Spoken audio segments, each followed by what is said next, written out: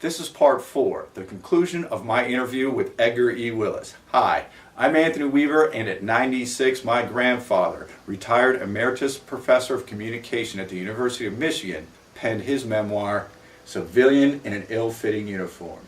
This is Edgar's account of his time before and after he served on the USS Alaska during World War II. In his decommission, Edgar faced some big decisions that would choose the path for his life. With an education, he had career choices, a wife and children. What was to happen next? And what does he hope his readers will take away from his book? Let's go to part 4 of my interview about Civilian in an Ill-Fitting Uniform by Edgar E. Willis. After being decommissioned from the Navy, you continued your education and had a career choice. You and Zella, your wife, also known as Buster, had 3 children. You now had an education, and you had an offer. When I went into the Navy, I already had a PhD. That was the reason I was commissioned. Oh, okay. Because So I was already ready to teach in college, and so after the war ended, I began my teaching career. oh, okay. And it ended up finally where I spent the last 34 years of my life as a professor at the University of Michigan. But but coming out, you had a choice. You had University of Michigan offer, and you also had an interesting offer from a television station. Right. Was this a difficult decision for you to actually, because in the book you said at the time, sure, I could go into television, but television is a little bumpy. Well, when I was a kid, when I was a teenager, I'd always hoped to be a radio announcer. That was my ambition. And actually, when I was working for the Board of Education, one of the major stations in Detroit, WJR, offered me a position as an announcer, which I said no to. Why? And then I also had while I was still a professor, I also was auditioned to do my undergraduate major was in history, and I was auditioned with some other people to do a 15-minute review of the news on Channel 4 in Detroit, which was the NBC outlet. Mm-hmm. And I won the audition, and I was offered the position. So every Sunday at noon, I reviewed the week's news, and then they offered me a regular position, mm-hmm. and it would have tripled my salary. Wow. But by that time, I was a full professor at the University of Michigan. Well, no, I guess I was still an associate professor, and I became full professor later. But I thought it over, and I recognized that being a professor is a wonderful way of earning a living, and I couldn't think of any better way. And even though I would be earning much more money, my opportunity, and also being in television, is risky. Yes, you never inherently know for sure. risky. You know, people right now are reading in the newspaper about programs being canceled and, mm-hmm. and people losing their jobs. So for all those, it didn't take me long to say no. And that's why I remained as a So teacher. It kind of goes exactly again back to the title of your book. You started out, before you even got in the Navy, you had a PhD. Then you go to the Navy and you come back and you go to be a professor, truly a civilian in an ill-fitting uniform. You mean I'm a ill-fitting professor? Okay, probably true. Having completed the book, are there things you wish you could have done differently in telling the stories, or something you left out, or? No, I can't think of anything specifically. The thing that as I detail in the book, I was in the area where thousands of young men lost their lives. Mm-hmm. We were in the support of the invasion of Iwo Jima, and there were some 6,000 who lost their lives in that terrible struggle. It lasted for 36 days, and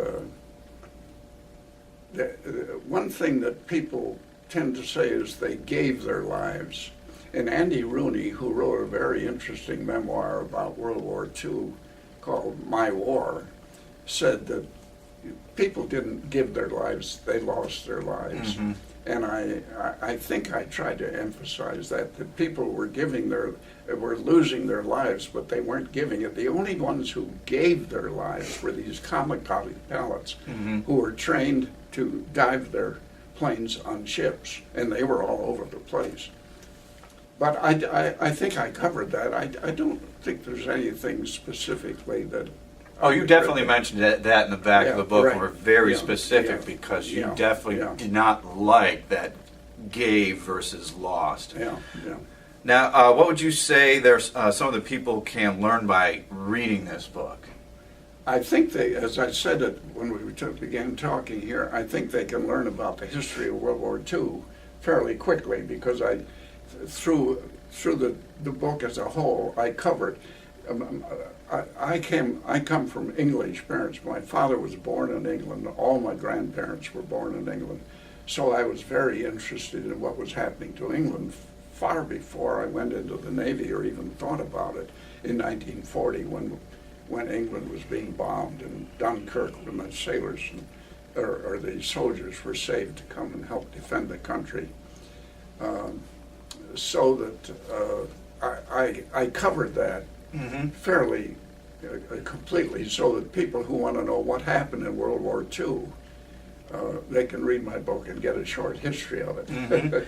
Well, there's no doubt what I'm walking away from after reading the book is I didn't realize how many ships were down in the Pacific at the time. I did a lot more research while helping getting the book published, but also learning about the USS Alaska. And the Pacific isn't sometimes talked about as much. I think that's true, and I think I cover that in the book.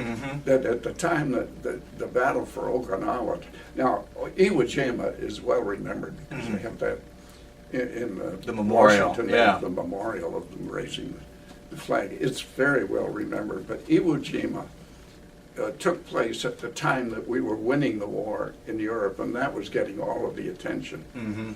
And a lot of people don't recognize, and it was the longest naval battle in American history. It lasted for 82 days, and it was terribly costly.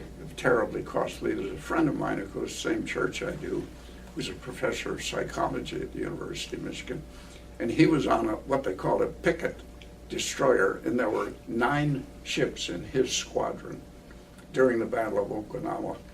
8 of them were sunk. His was the only one that survived, and there were.